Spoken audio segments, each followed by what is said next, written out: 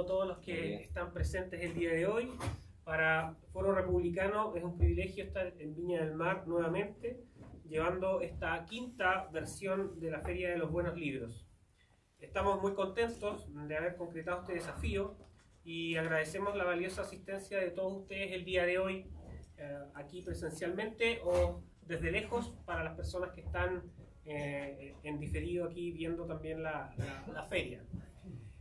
Agradecemos también a la Sala Codar en las personas de Alejandra Rioseco e Ingrid Soto por estar siempre disponibles, y muy especialmente agradecemos a las editoriales y librerías que están con nosotros el día de hoy, apoyando con su literatura al fortalecimiento de una sociedad que busque superar las pobrezas, como dice la misión de Foro Republicano. Tanto Monta, Chema, Zorros y Erizos, Fundación Jaime Guzmán, Conservadora, Bicentenario, Pulpo y a las que están por venir también. Así que muy bienvenidos a todas las personas que están el día de hoy y agradecidos también de que hayan venido y hayan tomado parte de su tiempo para esta mañana. Para comenzar oficialmente esta jornada, queremos invitarlos a ser parte de esta primera presentación, que se trata del libro Vencer o Morir, la fuerza de un juramento, escrito por varios miembros en retiro de la Armada de Chile, que fueron parte de la generación más numerosa de la Escuela Naval, la del 77, y que debieron enfrentar a corta edad la crisis de nuestro país con Argentina. Este libro ha sido editado por Amalfi, sello editorial de Editorial Conservadora, que está presente aquí para poner en sus manos, y a un costo módico, esta gran publicación. ¿Y quiénes tenemos aquí para comentar esta obra? A dos de sus protagonistas, a Reinaldo Reinike y Enrique Albayay, para que conozcan también parte de toda su trayectoria. El señor Reinaldo Reinike es capitán de navío en retiro de la Armada de Chile, sirvió 33 años y desde su retiro hasta ahora, como MBA del IE Business School, de la Escuela de Negocios de la Universidad Europea de Madrid, se ha dedicado a la actividad empresarial y especialmente en el ámbito de los recursos humanos, a través de su empresa consultora 4Hunters. Además, ha estado vinculado al servicio público en la comuna de Limache, donde reside hace 16 años. Y por su parte, don Enrique Albayay es capitán de navío en retiro, también de la Armada de Chile, por supuesto, una institución en la que continúa colaborando desde el mundo civil, donde formó la CIPAC, Consultores en Preparación y Abordaje de Crisis. Al igual que don Reinaldo, pertenece a la generación del 77 de la Escuela Naval y es aficionado a la fotografía. Le damos la bienvenida con un fuerte aplauso. Gracias, Andrés.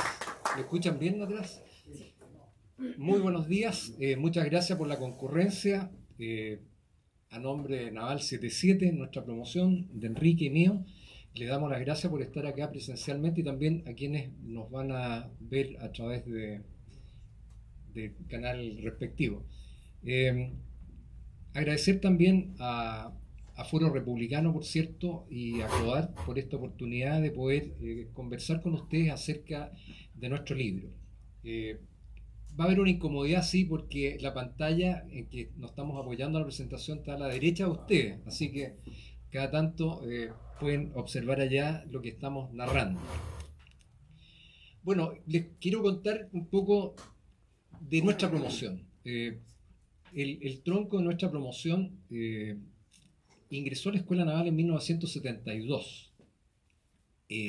Postulamos a la Escuela Naval en un periodo de crisis muy importante en la historia de Chile. Éramos jóvenes de 13, 14 años el año 71 y postulamos a la Escuela Naval muchísimos de nosotros y quedamos 200 cadetes que al año siguiente se fueron incrementando con otra promoción que a los mejores de ellos, yo aquí, Enrique, por su buen rendimiento académico, conductual y en otras áreas también, los aceleraron para que egresaran con nosotros. El año 74 se incorporaron los compañeros de curso mercantes, también del curso litoral, y el año 75 los infantes de marina y los abastecimientos. Y a poco de egresar también una agrupación de oficiales de llamado curso de aspirantes oficiales, también se incorporó para ser graduados con nosotros como parte de la promoción. Así las cosas, el día 18 de diciembre egresamos 253 jóvenes subtenientes. En esa época habían eliminado el grado de guardia marina y juramos a la bandera ese año. Posteriormente, el año 77 teníamos que hacer nuestro viaje de instrucción y éramos tantos que la Armada tuvo que estructurar un largo viaje para en dos grupos prácticamente navegar una buena parte del globo terráqueo. El buque Escuela Esmeralda zarpó al Paraíso, desde Williams y Cabo de Hornos pasó a Sudáfrica, estuvo en Kenia, en Islas Seychelles, en Pakistán, en Irán, en Egipto sin poder desembarcar porque íbamos con un invitado sudafricano, en Turquía y en Haifa finalmente fue el relevo del curso y como el buque había sido chocado en el Mar Rojo, finalmente cruzamos directo todo el Mediterráneo para un periodo de reparaciones que fue un gran premio finalmente en Cádiz, donde estuvimos 3 semanas. Imagínense a los 20 años con los mejores amigos, con plata en el bolsillo, Europa en verano, así que realmente se guardan muy gratos recuerdos. Y después cruzamos ya al área del Caribe, en Grenada, en Colombia, en Panamá y regresamos por el Pacífico, Ecuador, Perú, para finalmente arribar a Chile a fines de octubre ese año. Y bueno, y en noviembre y diciembre nos transbordaron a diferentes unidades, a buques, a muchos buques que también estaban próximos al desguace y se estaban comenzando a reactivar porque algo se cernía en el horizonte.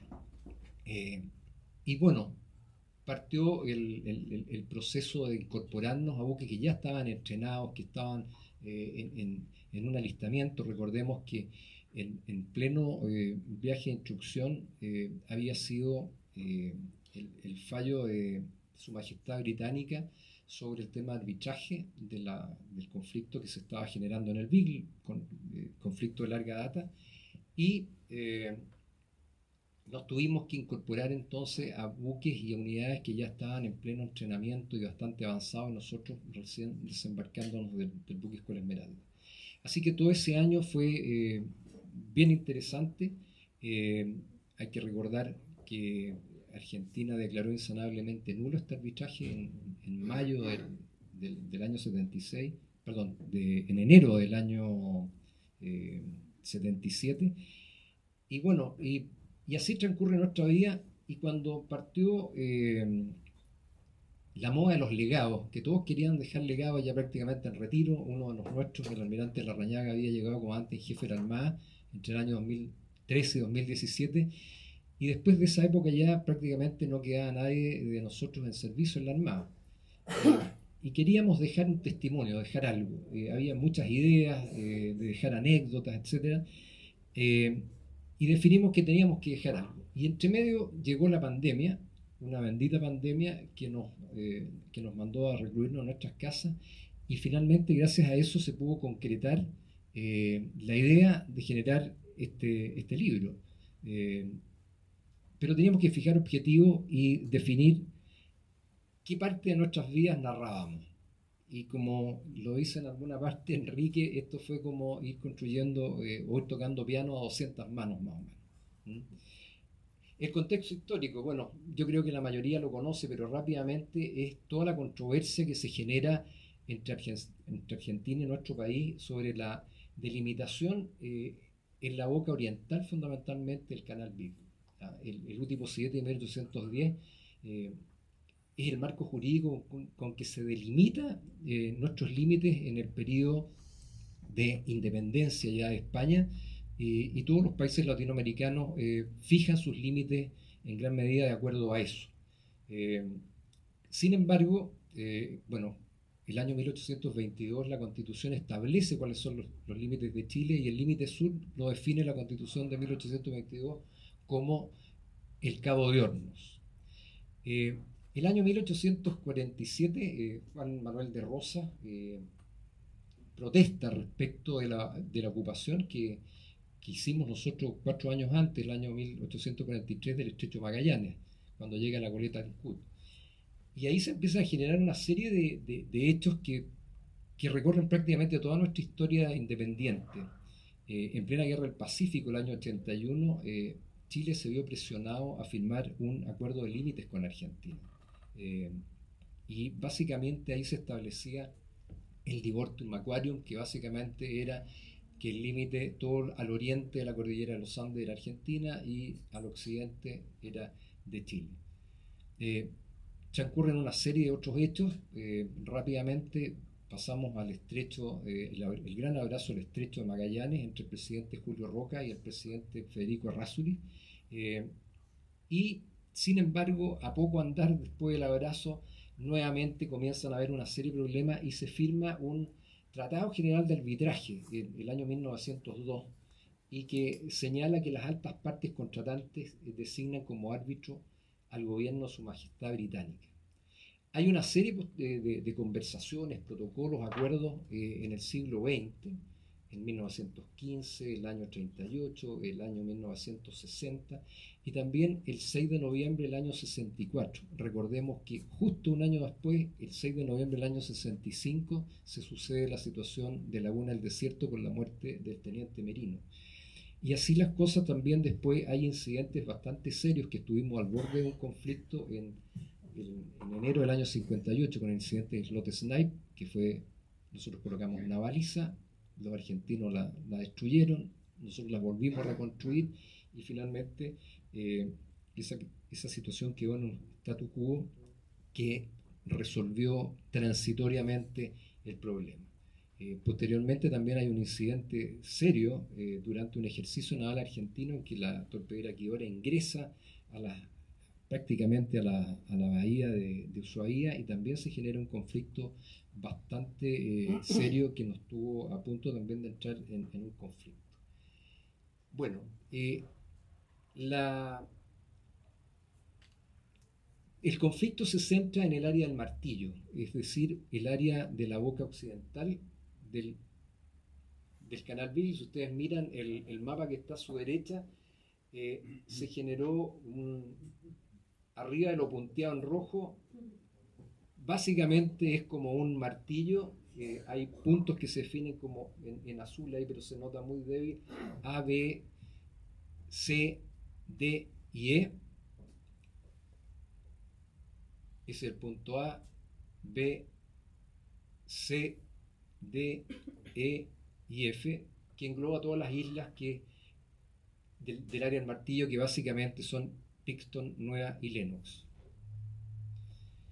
Se acordó entonces la resolución de la disputa en una corte arbitral, ¿no es cierto?, la corte británica, que a través de un grupo de expertos iban a proponer una solución de arbitraje y que, de acuerdo al tratado, solamente podía ser aceptada o rechazada por las partes, digamos, por el Reino Británico. Esa solución iba a ser propuesta para que la aceptaran. Chile la aceptó de inmediato el año 76 y, como ya habíamos dicho, en enero del año 77 Argentina declara este laudo arbitral insanablemente nulo.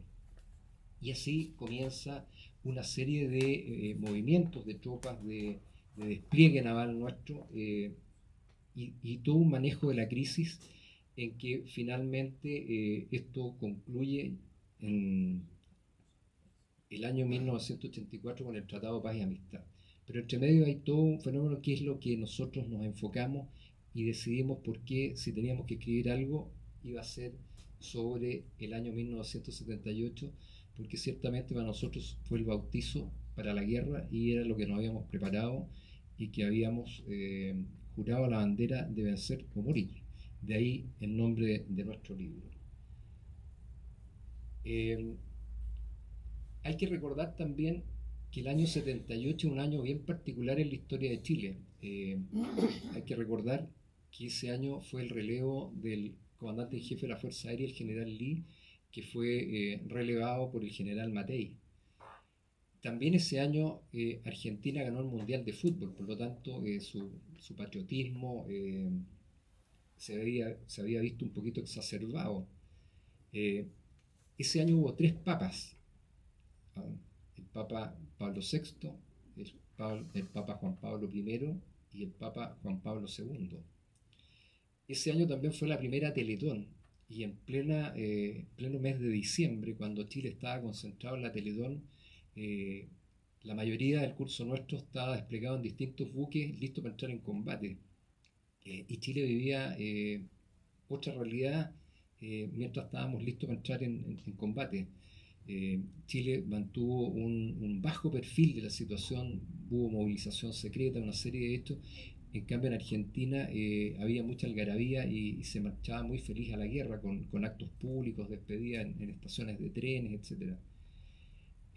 Finalmente, como les señalaba, esto concluye el año 1984 con la firma del Tratado de Paz y Amistad, que hasta el día de hoy mantiene una paz, pero que siempre puede ser rota por cualquier suceso o algún imprevisto, y hemos visto también como la definición de lo que es la plataforma continental extendida también nos puede traer problemas, y hemos visto hoy día que también nuestros amigos argentinos están tratando de imponer y construir una base naval importante en el extremo austral, etc. Bueno, y así es como llegamos finalmente a nuestro legado que quisimos entregar a las nuevas generaciones y también al país en general, y narramos nuestras vivencias a través del libro Vencer o Morir, que ustedes tienen a la vista. Dejo la palabra ahora a Enrique. Vamos a cambiar porque el computador no alcanza hasta allá el cable. Y para comenzar, me gustaría decirles que lo que yo les voy a contar es una historia. No es la historia de la crisis, no, sino que es la historia de cómo hicimos el libro. ¿Y por qué creemos interesante contarles esto? Porque es un buen complemento a aquellos que ya han leído el libro y para aquellos que ojalá se entusiasmen en leerlo. Y también es una buena experiencia para aquellos que se interesen en escribir y que sean tan legos como nosotros, o la mayoría de los que escribimos este libro, que no teníamos idea de cómo se hacía un proyecto de esa naturaleza. Entonces, lo primero que me gustaría comentarles es que cómo comenzamos el desarrollo del libro. Bueno, cuando Reinaldo, que es el integrante de nuestra promoción que organiza todo, o casi todo, el 99,9% de las actividades grupales, siempre ahí está Reinaldo, y por lo tanto en esta actividad él consultó a las bases, a todo el curso, por WhatsApp, por mensaje, qué les parecía hacer esto, y en un momento vio que estaban las condiciones que para darle adelante con el desafío, y dijo, ya. Entonces lo primero que hizo fue formar un comité editorial. Invitó a Karel Black, que es otro integrante del curso, que es el que primero que lanzó la idea años antes de hacer algo, escribir algo como generación. Invitó a Jorge Gutiérrez, que es otro compañero de promoción nuestro, que tiene alma de escritor, le gusta escribir, y ya he tenido algunas experiencias escribiendo algunas novelas muy entretenidas. Y ese fue el primer comité editorial. Y ahí aparecí yo, que me ofrecí voluntario porque siempre me interesó tratar de escribir algo, y era un buen tema, había participado, así que me aceptaron en el grupo, y después invitamos a un quinto integrante que es Javier Tortelo. Javier Tortelo también se ha caracterizado por tener una buena pluma, escribe muy bien, y además conocía mucho de las unidades argentinas que participaron en el conflicto. Así que ese fue el comité editorial, cuyas primeras funciones que visualizamos era que primero que nada sea organización flexible, un jefe obviamente que organizaba todo, que uno redactara pero que el resto lo apoyáramos con redacciones, y otro que se encargara de las imágenes. Al poco andar nos fuimos dando cuenta que el que asumió el gran desafío de redactar la mayor parte del libro fue Jorge, porque iba a un ritmo que a nosotros nos costaba mucho alcanzarlo, pero lo íbamos cooperando. Y las primeras funciones fue recopilar, lo que pensamos serían recopilar los relatos que nos llegarían de todo el curso, de esos más de 200 que somos, leerlos, revisarlos, clasificarlos, y si fuera necesario, redactarlos, ajustarlos para poder integrarlos. Pensamos en ese minuto, sería algo sencillo de hacer. ¿Ya? ¿Qué más? Bueno, al comienzo dijimos, reunámonos una vez a la semana, todo por videoconferencia, porque estábamos distribuidos los 5 en distintas partes de Chile, uno en Los Ángeles, otro en Santiago, otro en Viña, en fin, así que tuvimos reuniones por videoconferencia. Y los relatos, la verdad que se demoraron en llegar, ¿no? Somos chilenos, ustedes saben, ¿no es cierto? Entonces no llegaba nada. Así que nos pusimos nosotros mismos a escribir algunos relatos y juntamos harto, ¿ya? Pero bueno, como siempre ocurre, ya Reinaldo puso un plazo, dijo, el que no mande su relato en tal fecha no va a aparecer en el libro. Y ahí se nos vinieron 99 relatos diferentes, ¿ya? Fueron hartos. ¿Ya? Y cuando los leímos, eran muy variados, unos completos, todo el año, 78, muy bien escritos, algunos muy formales, otros muy jocosos, otros en un lenguaje con palabras que no las podíamos repetir en un libro que iba a ser publicado, digamos. Así que esto que iba a ser sencillo, la verdad que se nos vino encima algo que no era tal. Entonces ahí, pero ya teníamos una base como para decir, a ver, diseñemos una estrategia. Y toda estrategia tiene que tener al menos 3 componentes: cuáles son los objetivos, cuáles son los recursos que vamos a emplear y cuáles son los métodos que vamos a usar para lograr los objetivos. Entonces, el primer objetivo que nos planteamos fue, lo voy a leer para que no me acuerdo exactamente, fue difundir a la juventud de la Armada de Chile las vivencias experimentadas durante la crisis del año 1978 en Argentina, desde las diversas perspectivas de quienes integran la promoción de subteniente egresado a la Escuela Naval en diciembre de 1976. Cuando empezamos a conversar esto con nuestros más cercanos, nuestra familia, alguien nos dijo, oye, pero no sean mezquinos, nos dijo, porque resulta que esa crisis se conoce muy poco en el mundo civil. Entonces, ¿por qué quieren hacerla solo para los marinos? ¿Por qué no la hacen para el público en general? Lo conversamos, vimos que era algo bien distinto, era algo de una magnitud diferente, pero estamos acostumbrados a asumir riesgos, así que dijimos, ya, pues, démosle. Entonces ahí, el objetivo anterior dijimos difundir principalmente la Armada en Chile, pero le agregamos un segundo componente que en forma complementaria dar a conocer al público en general los hechos más relevantes ocurridos en esta crisis. Entonces con eso ya teníamos hacia dónde teníamos que apuntar con el trabajo que teníamos que hacer. En cuanto a los recursos que utilizaríamos, bueno, ya sabíamos que íbamos a tener un amplio abanico de relatos, ese iba a ser el recurso principal. ¿Ya? Esos relatos eran los que teníamos que trabajar. Y el método, bueno, ahí siempre fue nuestra idea de que transmitir a los más jóvenes principalmente y a todo el mundo nuestras vivencias, nuestras experiencias, qué es lo que sentíamos, cuáles eran nuestras dudas, cuáles eran nuestras certezas, porque hay que recordar que éramos jóvenes de entre 19 y 20 años, que eran nuestras primeras destinaciones, no conocíamos nada de lo que era desempeñarse con responsabilidades individuales en buques, unidades en tierra, y menos en una situación de crisis como estaba. Así que lo que nosotros dijimos, no queremos que sea un libro de historia de la crisis, que no sea de ciencia política, de un análisis militar estratégico, no, que sea de vivencia, que describa nuestras emociones. Así que ese fue como el gran definición que hicimos en cuanto al método. Entonces para eso hicimos un programa de trabajo, obviamente con fechas, con tareas para cada uno, y nos dedicamos a definir cuál iba a ser la estructura del libro, los capítulos. Entonces decidimos que tenía que ser en orden cronológico y en tres grandes capítulos, porque uno era el primero de principio de año hasta los meses de abril. ¿Por qué? Porque esa fue la etapa en que, como ya señaló Reinaldo, nos presentamos a nuestros buques, nuestras reparticiones, y fue el momento en que nos encontramos con una sorpresa tremenda. En todos lados ya venían con un nivel de entrenamiento bastante alto, y nosotros nos veníamos bajando la mayoría de la Esmeralda, un buque escuela, en el cual nuestra instrucción, nuestro entrenamiento era en otras cosas, no era para el combate, era para aprender navegación, mucho trabajo de equipo, pero algo completamente distinto. Entonces, cuando llegamos a nuestra primera etapa, ese año 78, fue como pasar de la guagua que gatea a correr, sin haber aprendido a caminar, digamos. Entonces, la verdad que fue un ritmo bastante intenso.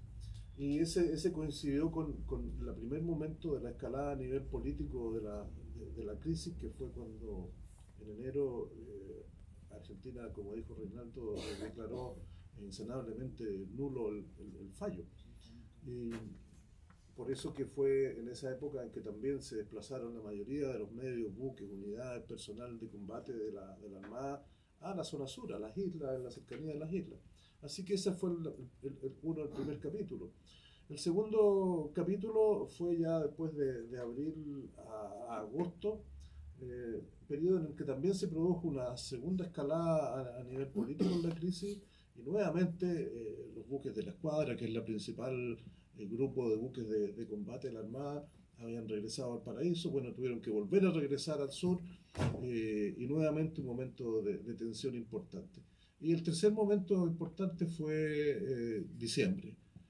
Habíamos regresado de la segunda ida al sur el 1 de diciembre del 78, y el 12 de diciembre tuvimos que regresar al sur nuevamente porque esta distensión que se había producido nuevamente escaló a nivel político. Así que ahí están los tres periodos más importantes de la crisis que queríamos relatar nuestras vivencias. Llegó entonces el momento de ejecutar, redactar el contenido. Y ahí entonces es cuando también nos dimos cuenta que esta estructura cronológica, si bien era la más lógica, no era la más fácil, porque la mayoría de los relatos venían completos todo el año, entonces había que desarmarlos y escritos con distintos tipos de narrativa. Había que generar una sola narrativa armónica, coherente, consistente, y ahí entonces Jorge Gutiérrez, que fue el que más trabajó en esta parte, se echó al hombro el desafío y desarmó todos los relatos, algunos los chasconeó, les puso un lenguaje un poco más entretenido, otros les puso un lenguaje un poco más formal, y así entonces logramos ir desarrollando con el aporte de todo el resto del comité ideas, sugerencias, revisiones, en fin, para esos tres capítulos. Pero también ahí nos dimos cuenta que una cosa era contar las vivencias, pero bueno, ¿y cuáles eran nuestras conclusiones respecto a esa vivencia? Entonces decidimos agregar un cuarto capítulo, que le llamamos Reflexiones para un cambio de guardia. Es decir, ¿qué hicimos ahí? Dijimos, bueno, aquí nosotros vamos a conceptualizar estas cosas que se vivieron en temas como la lealtad, la camaradería, lo que el significado de la guerra en el mar, el amor a la patria, la disciplina, la lealtad. Entonces, lo que habíamos vivido en la práctica, en el último capítulo lo conceptualizamos para dejarlo como bueno, ya nosotros entregamos la guardia, estamos todos retirados, ahora las generaciones nuevas entonces tomen esto que nosotros se lo explicamos, que es lo de más valor que puede entregarle cualquier persona a otro más joven, que es la experiencia. No son los billetes, las tarjetas de crédito, ni nada de eso. Ya es las experiencias de vivencias importantes que pocos habían tenido la oportunidad de vivirla. Y el primer manuscrito lo tuvimos listo en agosto. Habíamos dicho diciembre, pero la verdad que nos resultó más rápido, lo tuvimos en agosto, y ahí vino la etapa de qué nombre le poníamos al libro. Ya sabíamos cuál era el contenido, todo lo que tenía, y bueno, hubo un concurso entre toda la promoción, mandaron diversos títulos, algunos muy entretenidos, otros jocosos nuevamente, y después una lista corta, los 5 que nosotros como comité estimábamos eran los más adecuados, votación, y ahí entonces surgió en forma muy democrática el título Vencer o Morir, la fuerza de un juramento, crisis de 1978. Y así surgió entonces, dimos paso a crear el primer manuscrito. Fue la primera vez en septiembre que tuvimos el comité la oportunidad de ver la obra completa y revisarla, que tuviera una narrativa coherente, y resultaron 500 páginas. Ahí ya veo algunas caras ahí que pusieron 500 páginas. Bueno, algunos del comité pusimos la misma cara, muy largo. Otros del comité dijeron, no, está bien, si eso es lo que queremos contar. Y la verdad que ahí tuvimos diferencias internas en el comité, ya no estuvimos de acuerdo. Entonces dijimos, bueno, sometamos una revisión externa, y le pedimos a 5 personas civiles, ya conocidas por nosotros, que revisaran. Y el resultado fue también unánime, ya muy largo. Uno nos dijo incluso, aquí ustedes tienen 2 libros en uno, nos dijo. Hay muchas cosas que son muy propias del curso, pero que se apartan de los objetivos. Entonces, sáquenle eso. Así que le dimos etapa, pasamos a la etapa de lo que conocimos en ese entonces, que todos los escritores les pasa, ¿eh? Que es la etapa que le han llamado de matar a las queridas, del inglés Killing Your Darlings. ¿Por qué? Porque todos nos entusiasmamos y queremos lo que escribimos, pues entonces es muy doloroso borrar algo que uno escribió. Pero bueno, lo logramos. Ya tuvimos varias discusiones sobre cada relato, o sea, esa parte fue larga, pero al final tuvimos acuerdo en todo. Pero también lo importante, porque tuvimos acuerdo y fue fácil avanzar, porque la gran respuesta que tuvimos los revisores fue que era bueno, que el libro era interesante. Hubo una persona que nos dijo, aprendí historia de Chile de manera entretenida y me emocioné. Ándale. Y bueno, ahí yo les quiero leer algunas de las cosas que nos dijeron los, los revisores civiles, no nosotros. ¿Por qué se había emocionado esta lectora? Me dio pena con el caso de uno de los subtenientes que se quería casar con su polola de Punta Arenas, hasta que llegó de regreso a pedirle matrimonio el 23 de diciembre, cuando la crisis ya estaba distendida, pero ella, abriendo la puerta, terminó el pololeo. Pena. Pero también, por contraste, se alegró con la descripción de otro de los integrantes de nuestro curso, un oficial de abastecimiento, que a raíz de la crisis conoció al amor de su vida y hoy son un matrimonio, tienen varios hijos, nietos. ¿Ya? También le dio rabia a esta lectora al saber lo mal que estaban varios de los buques de la Armada de Chile inoperativos y que eran necesarios para enfrentar una crisis de esta manera. Se sorprendió también, nos dijo, con lo difícil que es ser un buen líder cuando se conduce a personas en situaciones tan difíciles que se les está pidiendo que vayan a dar la vida por algún objetivo. Conoció el caso de, por ejemplo, un hombre que llegó atrasado al zarpe del buque y cuando vio que se iba yendo el buque ya no se podía subir, se tiró al agua. Se tiró al agua para nadar y alcanzar al buque nadando. Imposible, obviamente. ¿Ya? Tuvo la suerte de que pasó un bote y se subió al bote y el bote lo llegó al buque, pero ahí viene la decisión superior. Ese hombre estaba arriesgándose, o sea, no estaba arriesgándose, sancionarlo, que era retiro de la institución, pero resulta que después el jefe superior, el almirante Raúl López, en vez de sancionarlo, lo felicitó ante todo el buque, ¿ya? Porque dijo, esta es la gente que yo necesito para ir a la guerra, o sea, aquel que no abandone su equipo, ¿ya? Así que, pero difícil decisión, o sea, ¿se le sanciona o se le felicita? Bueno, y también esta lectora dijo que lloró con otro relato, y yo se lo voy a leer porque realmente me gusta mucho leerlo, me emociono cada vez que lo leo. Lo hizo otro compañero, Arturo Spanger, que estaba embarcado en un buque de transporte en Punta Arenas. Y esto ocurrió cuando él recibió una tarjeta de Navidad de sus padres. Y Arturo lo relata así. Ese día me habían entregado una carta de saludo a mis padres, que me habían ido a ver hasta Punta Arenas desde la zona central y no me encontraron. Claro, no se avisaban nuestros movimientos, pero me dejaron esta tarjeta de Navidad. La tarjeta decía así: siendo Navidad, la carta no tenía motivos navideños, sino que una bandera chilena. Y el texto era el siguiente: querido hijo Arturo, junto a este símbolo tan amado y que te enseñamos a respetar y querer, te acompañamos en las horas más difíciles que estamos viviendo. Ánimo y valor, como siempre lo tuvo, tiene y tendrá un soldado chileno en el mar, cielo y tierra. Tus padres, que te quieren mucho, Georgina y Mario. Cuando recibí esa tarjeta me invadió una tranquilidad inmensa, dice Arturo, ya que mi única preocupación ante la posibilidad de morir era lo que pasaría con mis viejos, y con esa carta esa preocupación ya no existía. Fuerte, ¿ah?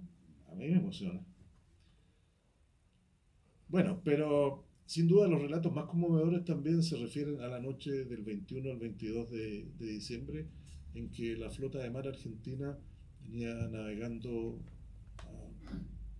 rumbo sur-oeste, al sur del estrecho de Magallanes, con destino a invadir, a desembarcar a los infantes marinas en las islas Picton, Nueva y Lenos. Y por otro lado, en la escuadra chilena, íbamos navegando a través del Cabo de Horno aproximadamente, con rumbo contrario a un choque que era inminente. Estábamos avanzando uno contra otro y sabíamos que estuvimos a aproximadamente 3 horas de llegar a disparar los primeros misiles. Por lo tanto, esa noche también despierta muchas emociones, al menos en nosotros, y en el libro están relatadas algunas de esas emociones, ya que la misión que teníamos del comandante jefe de la Armada e integrante de la Junta de Gobierno, almirante José Toribio Merino, en ese minuto era atacar y destruir cualquier buque enemigo en aguas territoriales chilenas. Y con el rumbo que traía, faltaban un par de horas para que entraran en las aguas territoriales chilenas. El choque era inminente hasta que los buques argentinos se devolvieron. Estábamos a 3 horas de iniciar el combate. En ese minuto no sabíamos por qué. Bueno, después supimos que fue porque el gobierno argentino aceptó la mediación papal. Mediación que ya se había tratado de instaurar y que el gobierno argentino la había rechazado varias veces. Entonces la pregunta que les dejo para que ustedes se la respondan quizás es, bueno, ¿y por qué aceptaron el gobierno argentino esa mediación en ese momento? ¿Ya? Bueno, todo eso lo tratamos de reflejar con sentimientos en el libro. Y volviendo a los comentarios, quedamos contentos porque nos dijeron de que el contenido era muy bueno, y eso nos hizo llegar a la siguiente etapa, que era tener que redactar el prólogo y elegir a alguien que lo hiciera. Y hubo unanimidad en el comité editorial de pedirle al almirante José Miguel Ángel Vergara que hiciera el prólogo. Él había sido capitán de corbeta el año 78, conocía la crisis, había sido comandante jefe de la Armada, varios lo conocíamos, así que dijimos, bueno, pidámosle a él. También otra decisión arriesgada, porque es conocido, al menos en el ámbito naval, el alto rigor del almirante Vergara en el ámbito intelectual, de escritor, ha escrito muchas cosas, en el ámbito histórico, pero bueno, la pregunta que nos hacían, si no le gusta al almirante Vergara el libro, ¿qué vamos a hacer con todo el trabajo que hemos hecho? Afortunadamente no fue así. Al almirante no solo le gustó, sino que lo promueve. Voy a leer una parte del prólogo que dice: no me queda sino felicitar a quienes tuvieron la feliz iniciativa de dar forma a estas páginas, hasta llegar el libro que el lector tiene en sus manos, a cuya lectura lo insto y recomiendo encarecidamente en la certeza de que lo disfrutará, sea marino o civil. Les aseguro que no se aburrirán. Agradecemos nuevamente al almirante Vergara por su apoyo. Entonces, así pasamos a la primera edición. Ahí aprendimos de que hay distintas formas de publicar un libro. Primero que nada, gestión propia o gestión externa con una editorial, financiamiento, cómo lo haríamos, y las decisiones, la verdad, que fueron rápidas. Nunca fue nuestra intención, ustedes vieron los objetivos del libro, no era nuestra intención que fuera un bestseller para hacernos millonarios como escritores famosos, no, pero sí queríamos que se difundiera y que se difundiera lo que nosotros queríamos dar a conocer. Por lo tanto, la forma de ser más independiente de todo era hacerlo con recursos propios, éramos más de 200, y una autogestión editorial, también nosotros, ¿ya? Así que así lo hicimos, y el libro que presentamos para imprimir, la primera edición fue este. 374 páginas, más algunos anexos. O sea, eliminamos de 500 a 374 bastante, ¿ya? Y decidimos hacer 1500 ejemplares. Después supimos, nos dijeron, oye, es demasiado ejemplares, nos dijeron. Nadie hace más de 500 ejemplares de una primera edición de un libro de autores desconocidos. Bueno, nosotros dijimos, pero es que ya tenemos vendido como unos 300 ejemplares en la promoción y sabemos que hay gente que le interesa. La osadía del ignorante, no teníamos idea, ¿ya?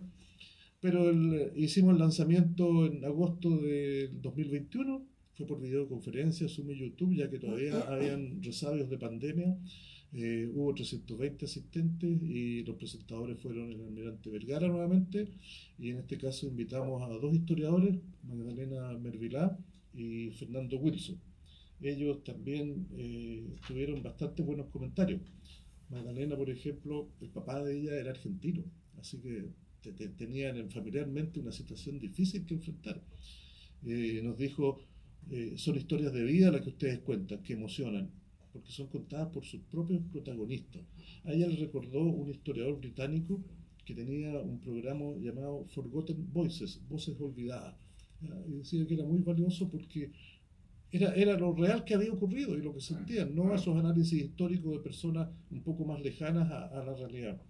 Y Fernando Wilson valoró el hecho de que era el primer libro de lo que él le llamó historia naval social.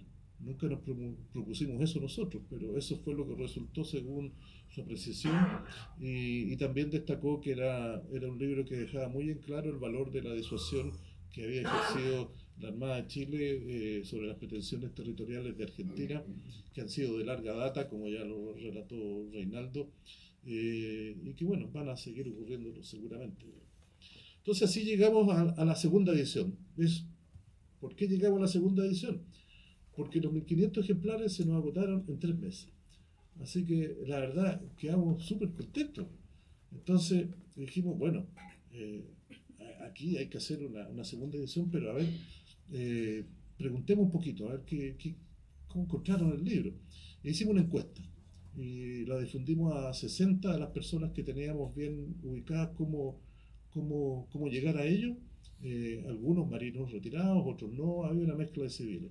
Y de las 60 respuestas, 58 fueron positivas.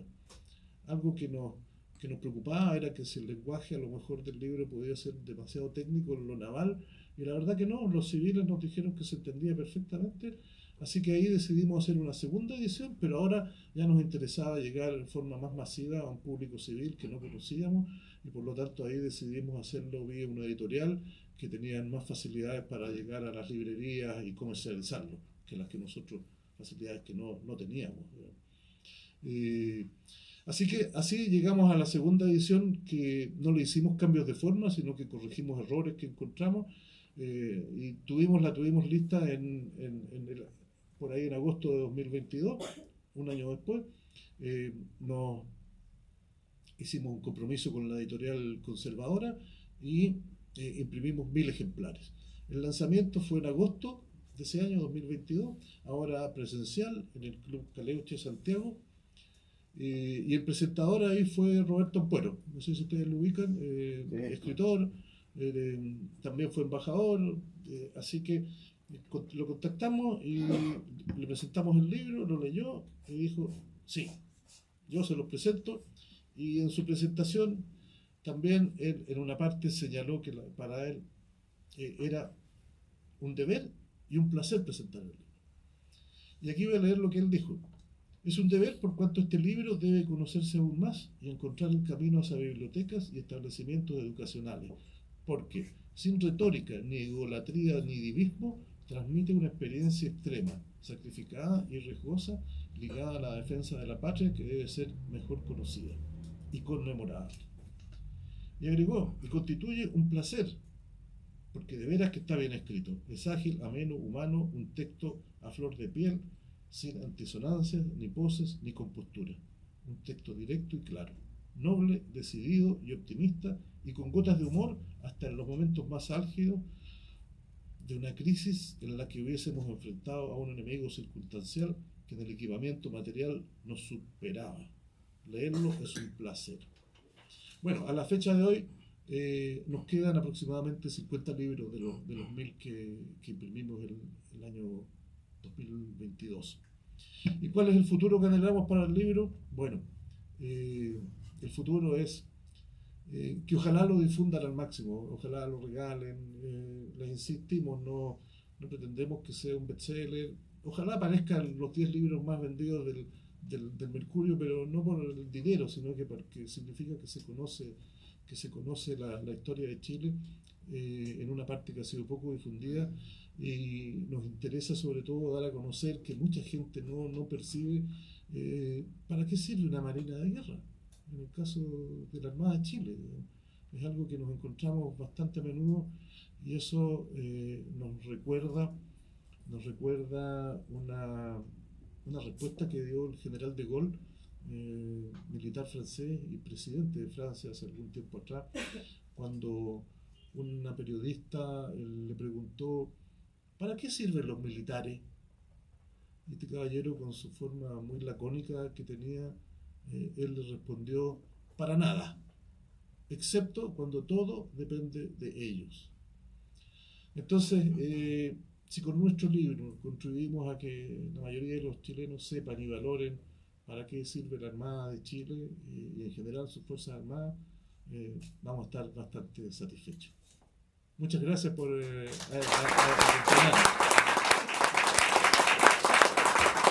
acompañarnos.